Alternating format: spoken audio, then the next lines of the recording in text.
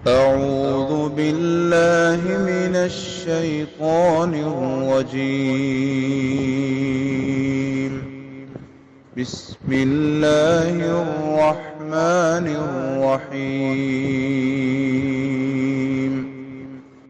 السلام علیکم ورحمۃ اللہ وبرکاتہ۔ سورۃ الحج آیت نمبر 41۔ ان الحمد للہ والصلاة والسلام علی رسول اللہ اما بعد۔ اعوذ باللہ السمیع العلیم من الشیطان الرجیم من ہمزہ ونفخہ ونفثہ۔ الذین ان مکناہم فی الارض اقاموا الصلاة وآتوا الزکاة وامروا بالمعروف ونہوا عن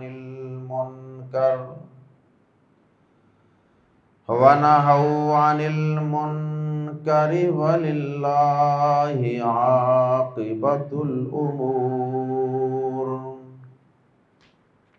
اللہ رب العزت نے اس سورہ مبارکہ کی گزشتہ آیات میں ان مظلوم اور مجبور اور بے بس مسلمانوں کو مدینہ منورہ میں آنے کے بعد قتال یعنی لڑائی کی اجازت دے دی، اور ساتھ انہیں خوشخبری بھی سنا دی کہ اللہ اگر تم اللہ کے دین کی مدد کے لیے کھڑے رہو گے تو اللہ بھی تمہاری مدد فرمائے گا اور ضرور فرمائے گا۔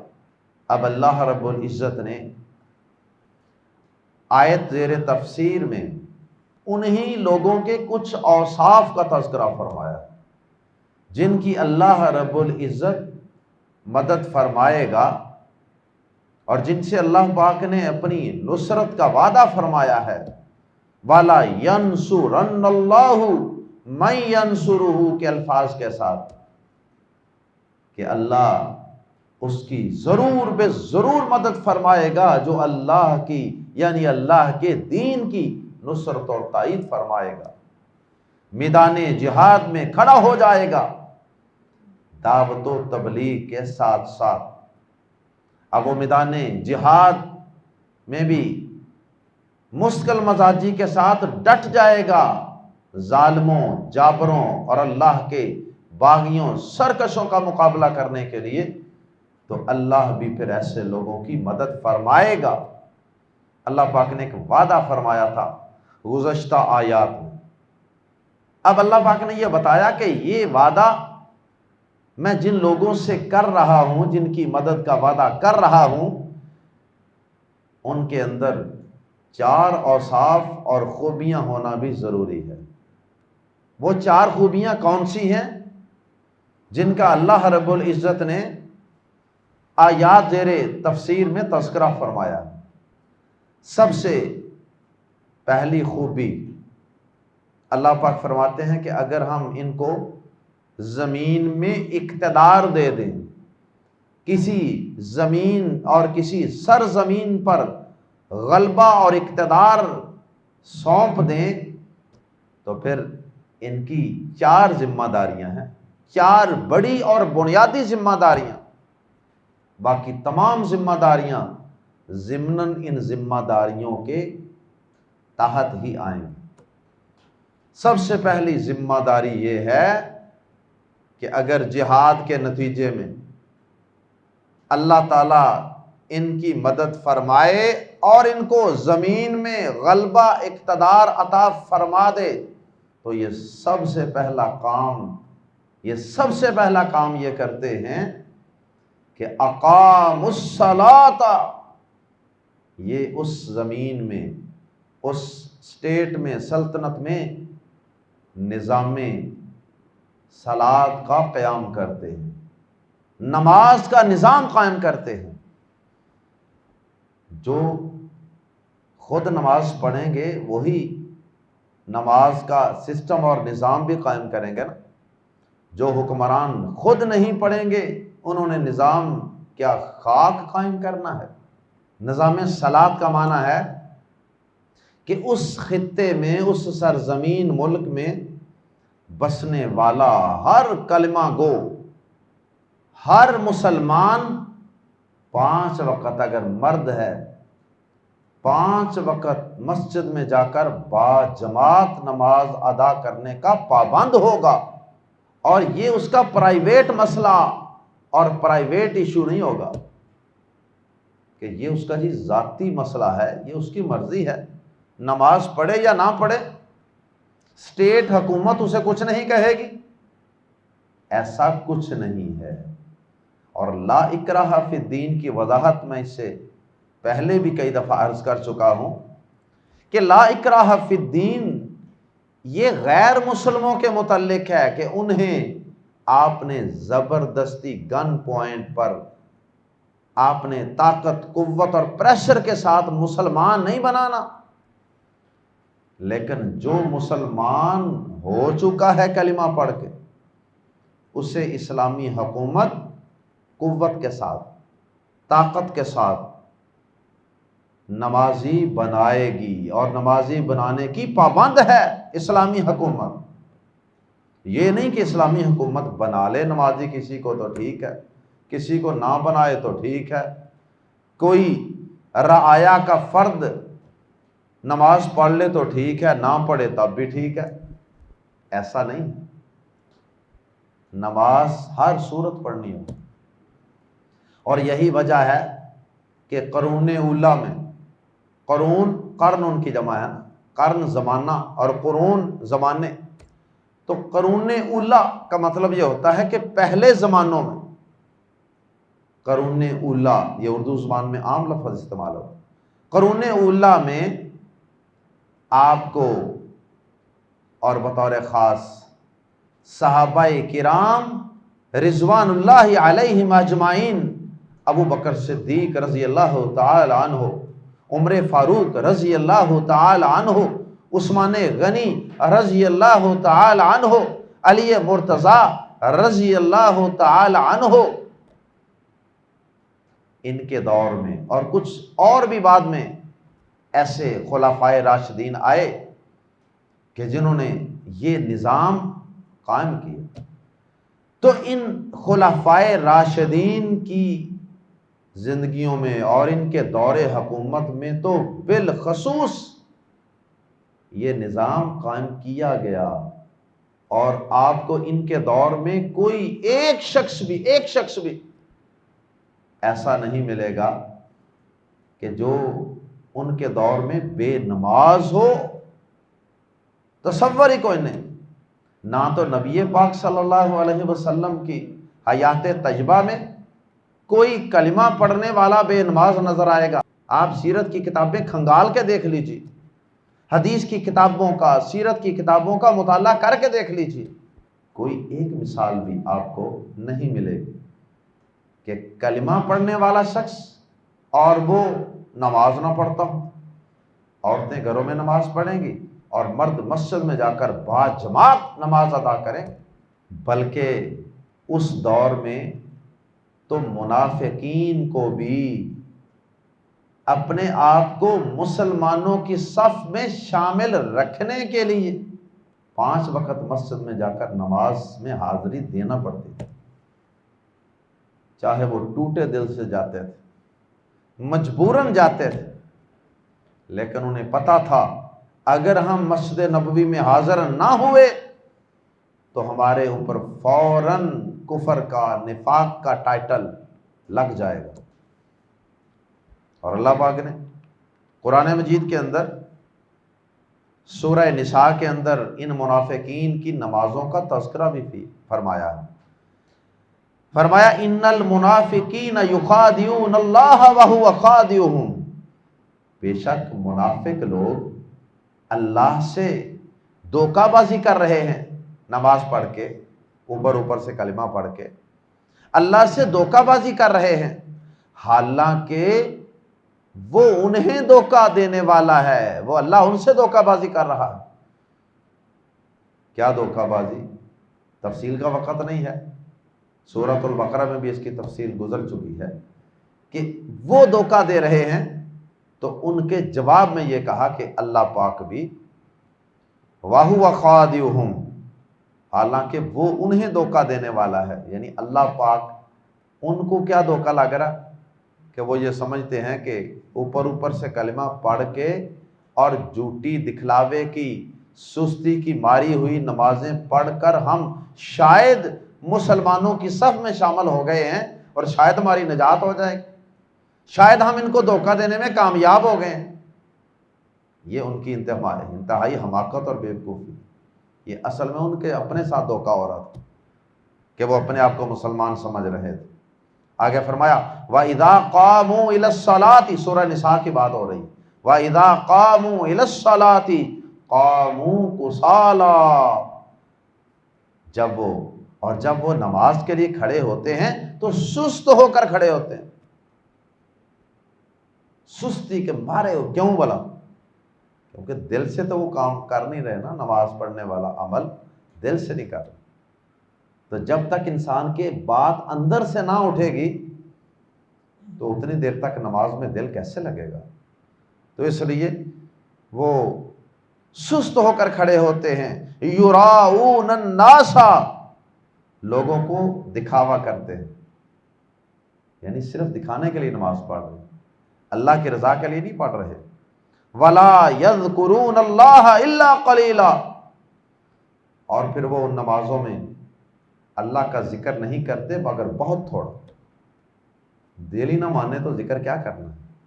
تو نبی صلی اللہ علیہ وسلم کے دور میں، خلفائے راشدین کے دور میں تو کسی شخص کے بارے میں یہ تصور ہی ممکن نہیں تھا کہ وہ کلمہ پڑھ لے اور نماز نہ پڑھے، زکوٰۃ نہ دے۔ اچھا، پھر یہ خرابی کب آنا شروع ہوئی مسلمانوں؟ پہلے تو سارے لوگوں کو نماز پڑھنی پڑتی تھی، بعد میں اسلامی ملکوں کے ایسے حکمران آئے کہ جو ایسے مفتیوں اور ایسے لوگوں کے پیچھے چل پڑے کہ جنہوں نے انہیں یہ کہا کہ بھائی نماز پڑھنا کوئی ایمان کے لیے ضروری نہیں ہے، ایمان تو صرف اور صرف اقرار کا نام، بس عمل اس کے لیے کوئی شرط اور ضروری نہیں، حالانکہ نماز کے بغیر کوئی ایمان قبول نہیں۔ تو انہوں نے یہ فلسفہ پیش کیا کہ ہر ایک کا ایمان ایک جیسا ہے، کوئی نماز پڑھے یا نہ پڑھے، حتیٰ کہ انہوں نے یہاں تک لکھ دیا کہ ابو بکر کا، جبرائیل کا اور ایک عام مسلمان کا، سب کا ایمان برابر۔ تو اس کی وجہ سے پھر اسلامی ملکوں میں بے نماز لوگوں کو بھی مسلمان گردانا جانے لگا کہ ہاں یہ بھی مسلمان ہی ہیں، ان کا ایمان بھی ہمارے جیسا ہی، تو پھر کس نے نماز پڑھنی؟ تو پھر لوگوں کی کثیر تعداد بے نماز ہوتی چلی گئی۔ بہرحال اور بھی کئی اسباب ہیں۔ اس کے بعد دوسرا فریضہ جو اللہ پاک نے آیات زیر تفسیر میں بیان کیا وہ ہے وَآتَوُا الزَّکَاۃَ، اور وہ زکوٰۃ ادا کرتے ہیں۔ دوسرا فریضہ یہ ہے کہ وہ زکوٰۃ ادا کرتے ہیں، اور مراد یہ ہے کہ زکوٰۃ ادا کرنے کا نظام قائم کرتے ہیں۔ اللہ اکبر! زکوٰۃ خود بھی دیں گے اور تمام رعایا کے افراد سے بھی زکوٰۃ وصول کی جائے گی، باقاعدہ اس کا نظام بنایا جائے، جیسے اللہ کے رسول صلی اللہ علیہ وسلم نے اور خلفائے راشدین نے یہ نظام قائم کیے،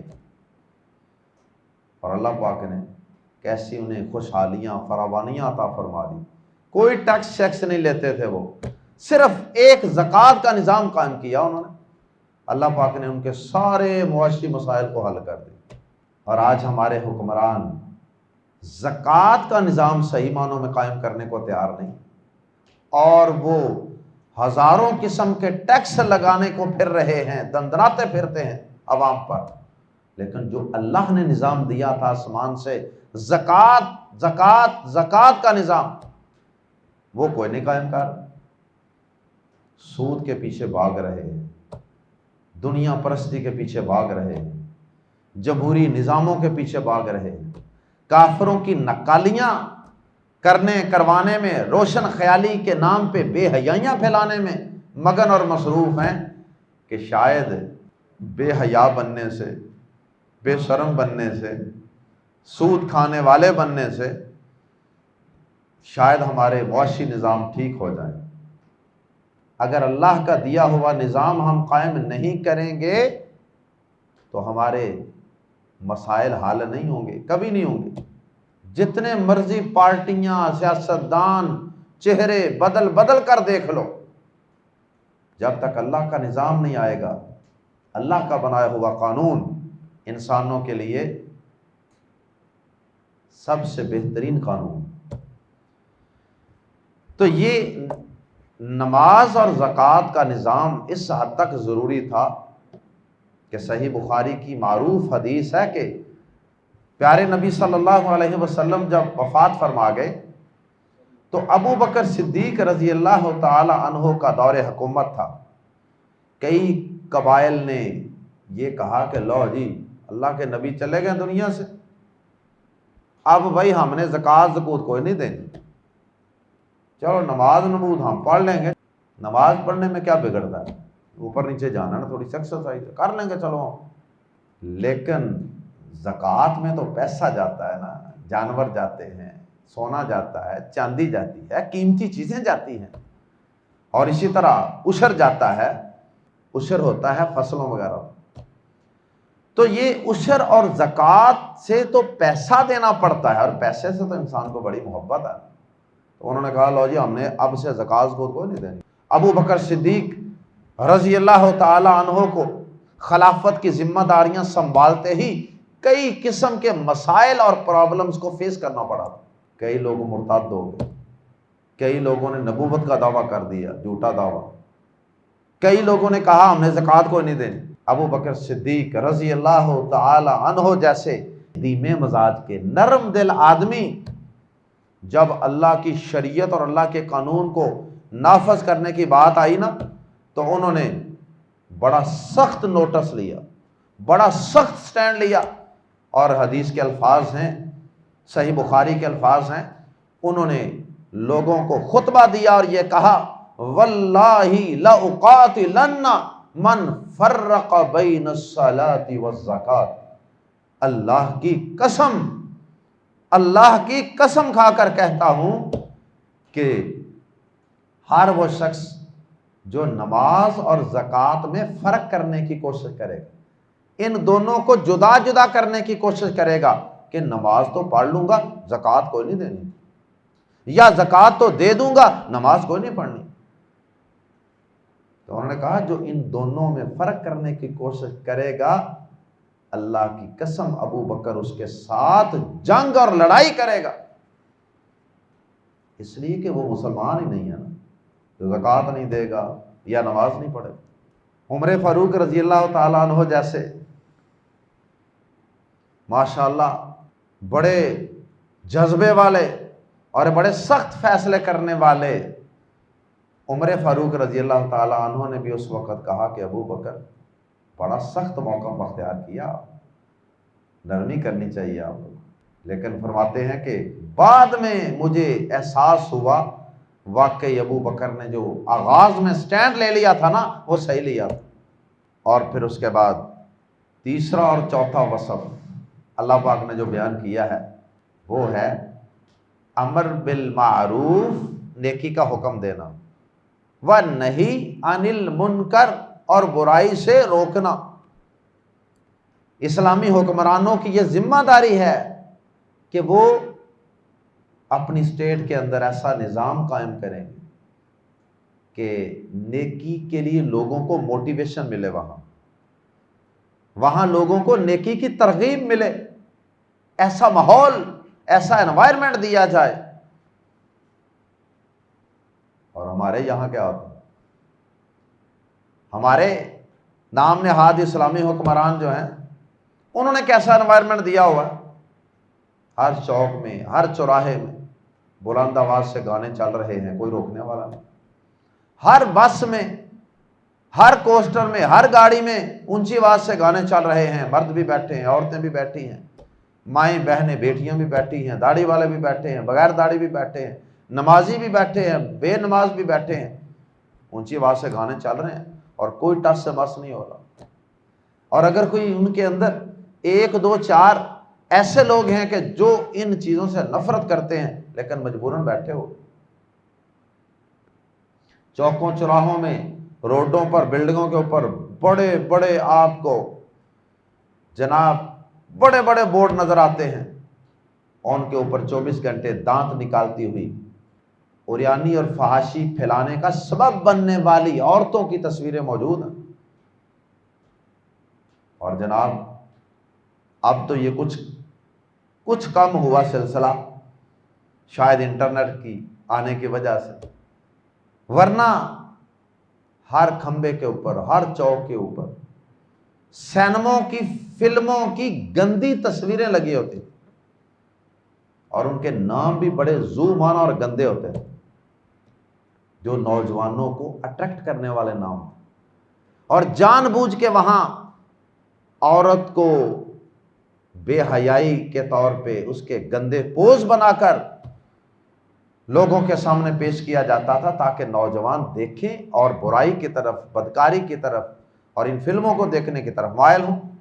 تو بدقسمتی سے ہمارے حکمران تو نام کے مسلمان ہیں، لیکن نیکی کا حکم دینے والا، نیکی کی ترغیب دینے والا ماحول تو بڑی دور کی بات ہے، یہاں تو برائی کی موٹیویشن اور ترغیب دینے والا ماحول ہے۔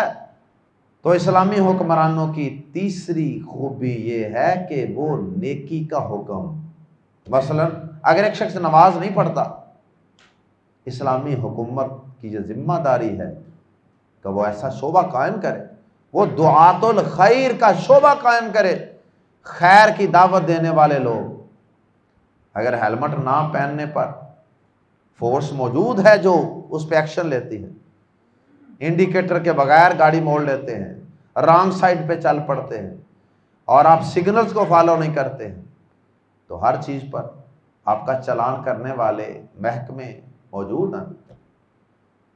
تو ایسے محکمے بھی موجود ہونے چاہیے کہ جو گلیوں، بازاروں، مارکیٹوں میں اذانوں کے وقت ترغیب دے رہے ہوں کہ چلو بھائی دکانیں بند کرو، نماز کے لیے چلو، نماز پڑھو، نماز پڑھو، ذکر اذکار، نماز، ان کی تلقین ہو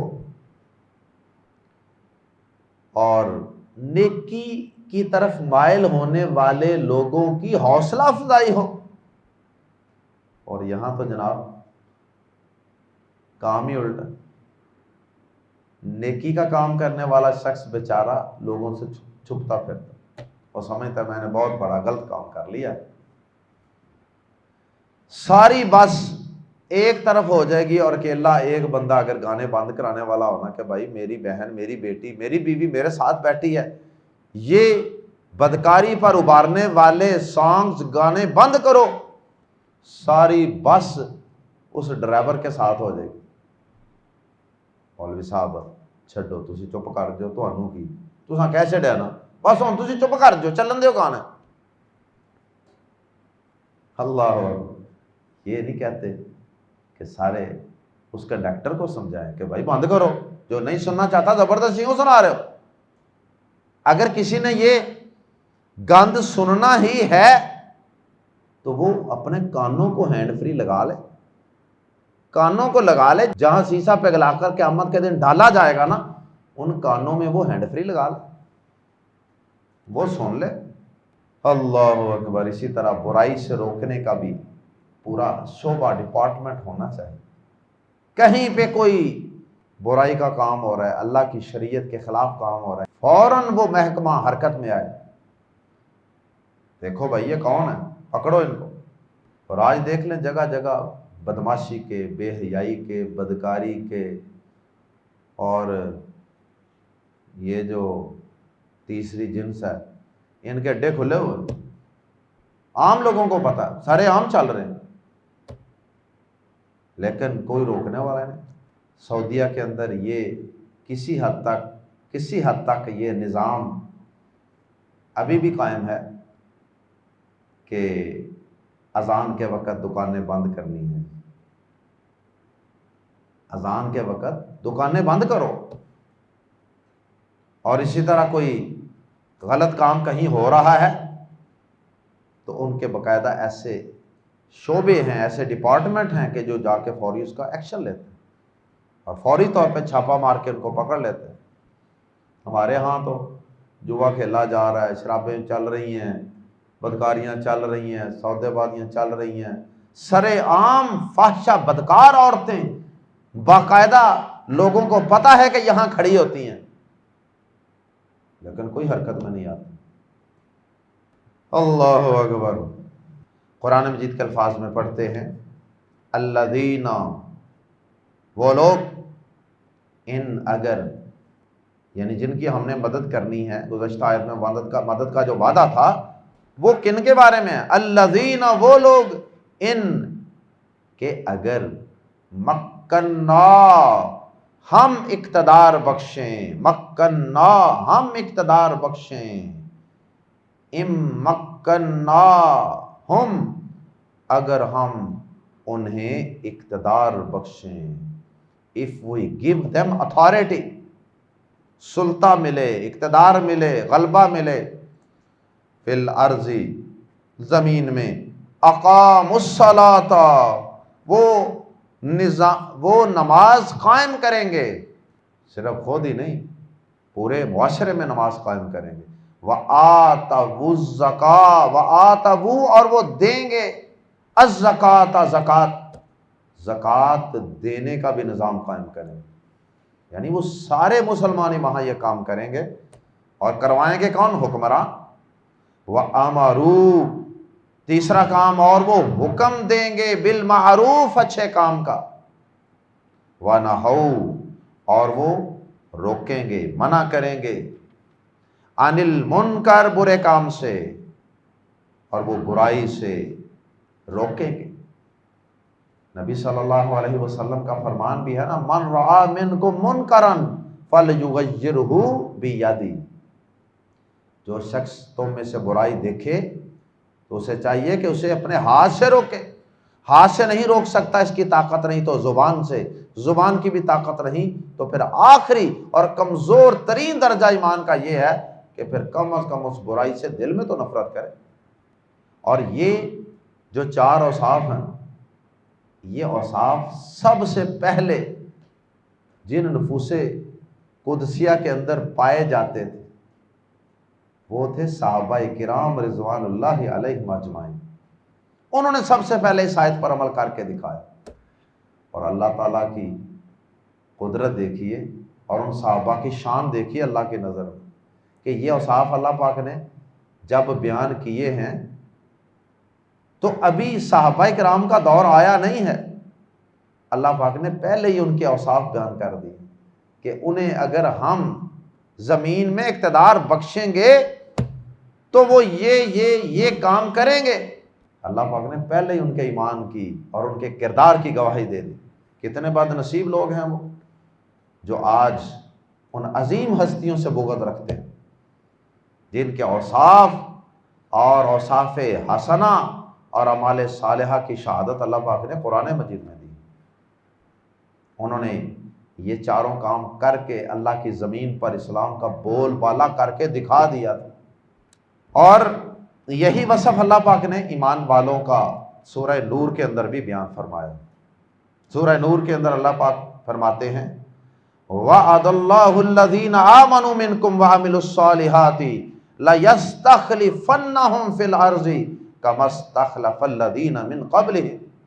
ترجمہ سماعت فرمائیے، اللہ نے ان لوگوں سے جو تم میں سے ایمان لائے اور انہوں نے نیک اعمال کیے، ان سے وعدہ کیا ہے کہ وہ انہیں زمین میں ضرور ہی جانشین بنائے گا یا اقتدار بخشے گا، جس طرح ان لوگوں کو جانشین بنایا جو ان سے پہلے تھے، اور ان کے لیے ان کے اس دین کو ضرور ہی اقتدار دے گا، یعنی تخت پر لائے گا ان کے دین کو جسے اس نے ان کے لیے پسند کیا، یعنی اسلام کو تخت پر اللہ پاک لائے گا۔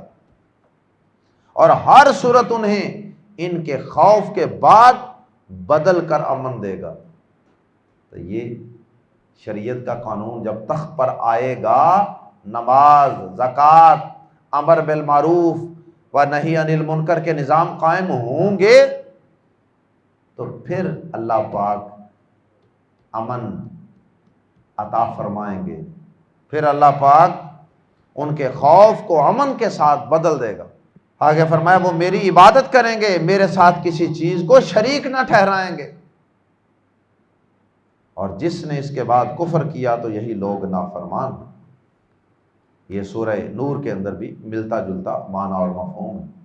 آج ایک مسلمان کی یہ ذمہ داری ہے کہ وہ جب اقتدار کے لیے کسی کا انتخاب کرے کہ کیسے لوگوں کو ہم نے مسند اقتدار پر بٹھانا ہے، تو اس وقت ایک مسلمان مومن جو قرآن پڑھنے والا ہے، نماز پڑھنے والا ہے، دین سے تعلق رکھنے والا ہے، اس کا کرائیٹیریا اور معیار یہ نہیں ہونا چاہیے کہ بس فلاں سیاسی پارٹی میری ہے، وہ مجھے پسند ہے، فلاں کا لیڈر مجھے پسند ہے۔ نہیں، اس کے نزدیک معیار یہ ہونا چاہیے کہ میں ایسے لوگوں کو منتخب کروں اقتدار کے لیے کہ جو یہ نظام قائم کرے۔ تو جو پہلے ہی بے نماز ہوں، خود ہی نہ زکوٰۃ دیتے ہیں، نہ نماز پڑھتے ہیں، نہ برائی کے راستے میں رکاوٹ بنتے ہیں، بلکہ ہر برائی کے پیچھے ان کا نام آتا ہے، ہر برے ڈاکو، چور، بدکار کو تھانوں کچہریوں سے چھڑانے میں ان کا نام آتا ہے۔ فلاں MP صاحب کا فون آ گیا، فلاں MNA صاحب کی کال آ گئی ہے، تو جناب انہوں نے چھوڑ دیا، قاتل کو چھوڑ دیا، بدکار کو چھوڑ دیا، شرابی کو چھوڑ دیا۔ اور ایسے لوگوں کو ہم جناب الیکٹ کرواتے ہیں، ایسے لوگوں کو ہم اپنے حکمران بنواتے ہیں، اور پھر ان کی پوری سپورٹ بھی کرتے ہیں، ان کو ووٹ بھی دیتے ہیں، ان کی سپورٹ بھی کرتے ہیں، اور ان پہ وسائل بھی خرچ کرتے ہیں، اور پھر ان کے ساتھ شدید محبت رکھتے ہیں۔ اللہ ہدایت عطا فرمائے۔ اللہ ہمیں اس قرآن کی بنیاد پہ محبت کرنے کی، کسی کی سپورٹ کرنے کی اور کسی کی سپورٹ نہ کرنے کی توفیق عطا فرمائے۔ وَلِلَّهِ، اور اللہ ہی کے لیے ہے، عاقبت اینڈ انجام، الامور تمام کاموں کا، اور تمام کاموں کا انجام اللہ ہی کے لیے ہے، یعنی اللہ ہی کے قبضے میں ہے۔ اگر مسلمانوں ابتدائی دور میں اگر اللہ پاک نے کافروں کو تم پر غلبہ دیے رکھا مکی زندگی میں، تو اب اس نے مدینہ میں جا کر تمہیں جہاد و قتال کی اجازت دے کر تمہیں بدر میں، احد میں، حنین میں، تبوک میں اس نے تمہیں غلبہ عطا کر دیا، اور تمہارا انجام اور آخری حصہ جو ہے اینڈ وہ اچھا کر دی۔ وہ چاہتا تو شروع میں بھی تمہیں غلبہ دے سکتا تھا، لیکن شروع میں وہ غلبہ دے تو اس کی مرضی ہے، لیکن بعض اوقات وہ تمہارے امتحان کے لیے اور کافروں کی رسی دراز کرنے کے لیے شروع میں تمہیں غلبہ نہیں بھی دیتا، لیکن بالآخر ایٹ دی اینڈ غلبہ اسلام والوں کا ہے، ایمان والوں کا ہے، توحید والوں کا ہے۔ اینڈ سے مراد یہاں دنیا کا اینڈ بھی ہے اور آخرت بھی ہے، کیونکہ اصل اینڈ تو پھر آخرت ہی ہونی ہے جب جنت جہنم کے فیصلے ہونے۔ وَلِلَّهِ عاقبۃ الامور، اور تمام کاموں کا انجام اللہ ہی کے قبضے میں ہے، تو اس نے پھر آخر میں تمہیں یہ غلبے عطا فرما دیے۔ اور ایک دعا بھی ہے نا اس سے ملتی جلتی، نبی صلی اللہ علیہ وسلم وہ دعا پڑھا کرتے تھے، اللہم احسن عاقبتنا فی الامور کلہا، اے اللہ ہمارے تمام معاملات میں ہمارا اینڈ اور انجام اچھا فرما دے، ہمارے تمام معاملات کا انجام اچھا فرما دے۔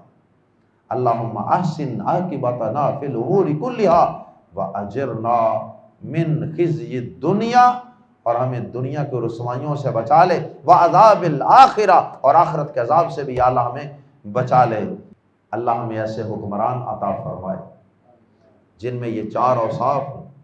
اللہ ہمیں وہ منظر دکھا دے کہ جب ہر طرف شریعت کی اور دین کی بہار ہو، ہر شخص مسجد کے اندر نماز پڑھنے کے لیے حاضر ہو رہا ہو، ہر مسلمان زکوٰۃ دے رہا ہو، اور ہر طرف خوشحالیاں فراوانیاں ہو جائیں، سود کا خاتمہ ہو جائے اور غربت ختم ہو جائے۔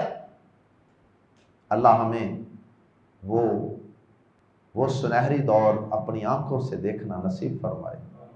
سبحانک اللہم و بحمدک اشہد ان لا الہ الا انت استغفرک و اتوب الیک۔